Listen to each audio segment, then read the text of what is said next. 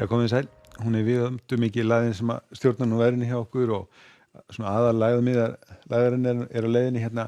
inn á Grænlandshaf og ætlar að verða þar næstu daga og stjórna veðrinu hjá okkur. En ef við lítum síðan á hitasviðið að þá mun nú þetta hlýja loft sem hefur verið hjá okkur að það er nú svona að hverfa út af landinu. Það reynda að kemur hérna smá skot á morgun til okkar þannig að hitinn hækkar þá aftur svona eitthvað miðbik dags en síðan annað kvöld þá byrjar aftur að kólna og síðan þegar við kemum fram á laugardag og sunnudaga þá sjáum við að við erum komin hérna inn í bláa litin og þá má gera fyrir það að fara að frysta á öllu landinu. En svona verður framvinda næsta sólarhringinn, lagðin er að nálgast okkur og það verður þá svona suðaustanátt hérna í nótt og síðan fer vindur að vaxa í fyrramálið með rigningu hérna allt sunnan og vestanvert landið og þá einkum landið sunnanvert og svona geti Íslandskortið litið út á klukkan 9 í fyrramálið. Það verður svona strekkingsvindur hérna landið suðvestanvert heldur minni hérna eftir því sem komum norðaustar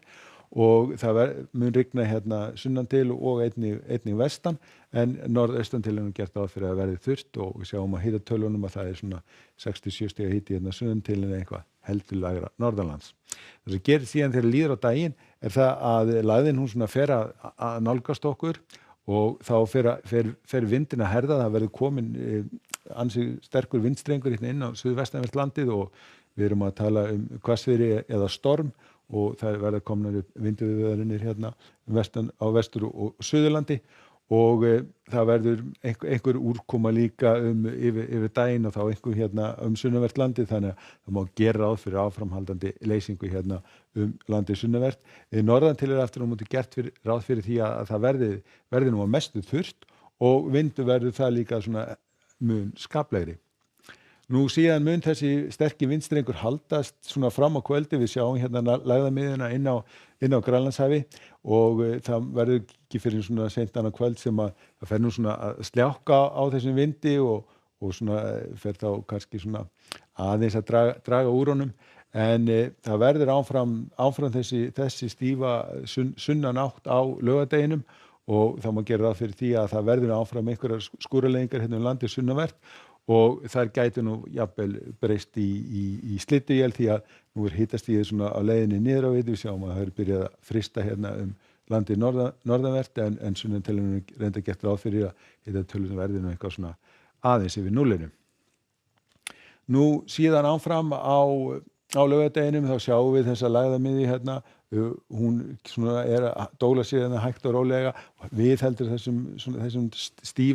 stífu sunnanátt hjá okkur en síðan fer nú að slakna svona hægt og rólega á þrýstilínunum þegar kemur fram á sunnudaginn og það ætti þá að vera svona orðið mun hægari vindur hérna norðaustan til en við sjáum að það er orðið frost all land og má gera ráð fyrir að verði nú nokkuð þungbúið og má gera ráð fyrir að verði einhver svona snjókoma eða slitta hjá okkur mjög víða og þá einkum hérna landið sunnanvert. Nú síðan þegar kemur fram á mánudaginn að þá nú gert ráð fyrir því að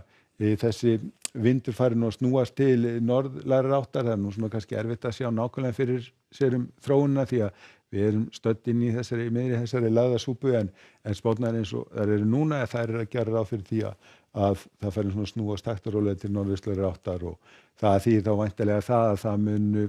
snjóa hérna landið norðanvert, þannig að það er ekkert gert ráð fyrir að verði